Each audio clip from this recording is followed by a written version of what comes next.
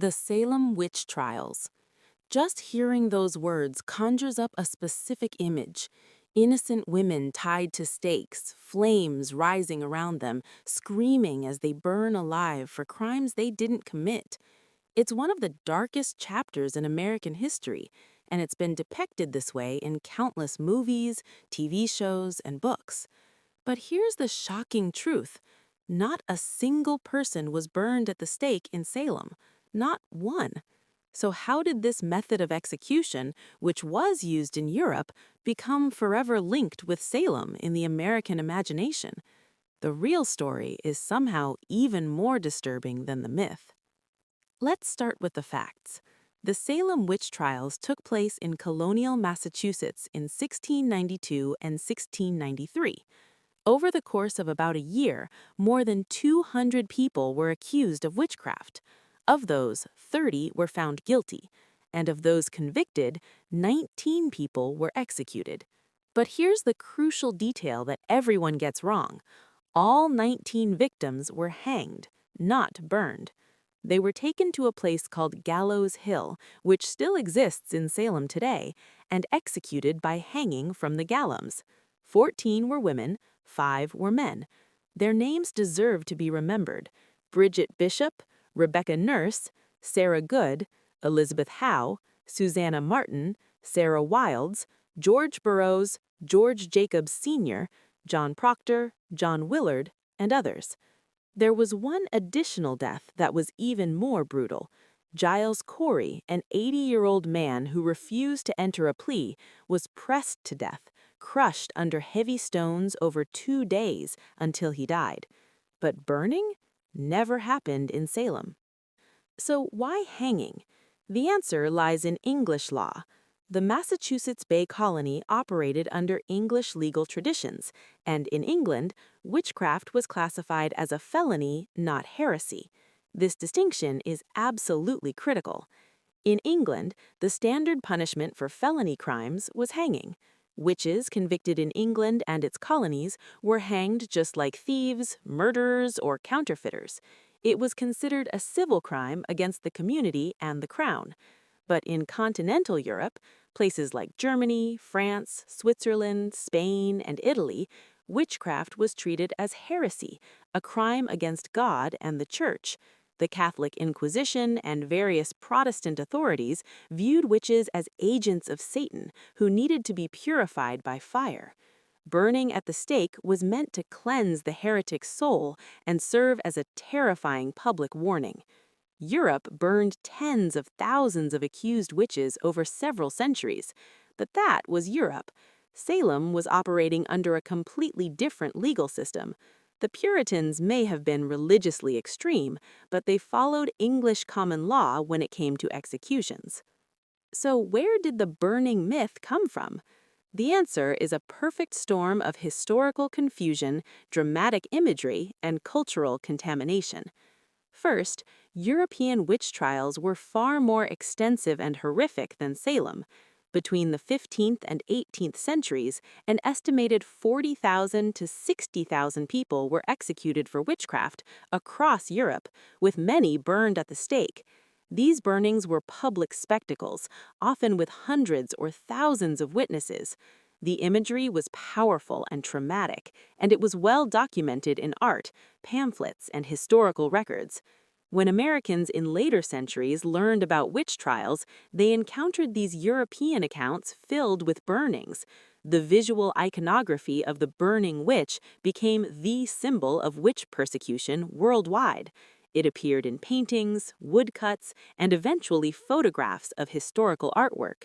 This imagery was so powerful, so viscerally horrifying, that it became the default mental image for all witch executions. Second, by the 19th century, the specific details of Salem had faded from public memory. People knew witches were killed in Salem, but didn't know the exact method. When they imagined witch trials, they drew on the more dramatic, well-known European imagery. The burning stake simply made for a more dramatic and visually striking story than hanging. Then Hollywood got involved, and the myth became permanently cemented in popular culture. Early films about witches and witch trials drew heavily on European imagery because it was more dramatic visually. Flames are cinematic. Hanging is relatively quick and less spectacular on screen. Movies like The Crucible, based on Arthur Miller's play about Salem, actually got the executions right and showed hanging, but many other films, TV shows, and even some educational materials conflated European witch burnings with Salem, creating a blended, historically inaccurate image. Children's books, Halloween decorations, and even school plays began depicting Salem witches at the stake. The error was repeated so many times across so many different media that it became accepted fact. People would visit Salem, learn the real history at museums, and still leave thinking there must have been some burnings. Even today, if you Google image search Salem witch trials, you'll find countless artistic depictions showing fire and stakes, even though the historical records are clear-cut, hanging only. You might wonder, does it really matter how they were killed? They were still innocent people murdered in a mass hysteria. And you'd be right, the injustice is the same regardless of method. But getting the details right actually matters for several important reasons. First, it honors the actual victims. The 19 people hanged and Giles Corey pressed to death deserve to have their real stories told, not a dramatized European version. Their names, their specific fates, their last words, these details are part of the historical record. Second, understanding the difference between Salem and European witch hunts helps us understand the different legal, religious, and cultural systems at play. Salem was English colonial law applied with Puritan zealotry. European witch hunts were often Inquisition-driven religious purges. Both were terrible, but they came from different sources and had different characteristics. Third, this myth is a perfect example of how historical memory works, or doesn't work. It shows us how dramatic imagery can overwrite documented fact, how cultural contamination happens between different historical events, and how repetition in popular culture can create alternate facts that feel true even when they're not. Salem has embraced its dark history responsibly. There are memorials to the victims, museums dedicated to accurate history, and ongoing educational efforts. The city deserves credit for not hiding from what happened. The truth about Salem is grim enough without embellishment.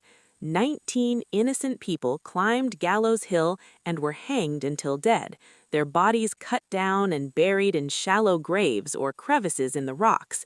An 80-year-old man was slowly crushed to death because he wouldn't give the court the satisfaction of a plea. Dozens more languished in prison, their lives destroyed by accusation alone. These executions happened not in the medieval period, but in 1692, when Harvard University already existed, when Newton had already published his laws of motion, when the Enlightenment was underway in Europe. Salem happened in the modern era, which somehow makes it even more disturbing. The victims weren't burned as witches. They were hanged as felons under English law, which the Puritans twisted to satisfy their paranoia and fear. So the next time you see Salem witches depicted burning at the stake in a movie, a haunted house, or a history meme, you'll know it's wrong. The truth is that Salem's victims faced the gallows, not the flames.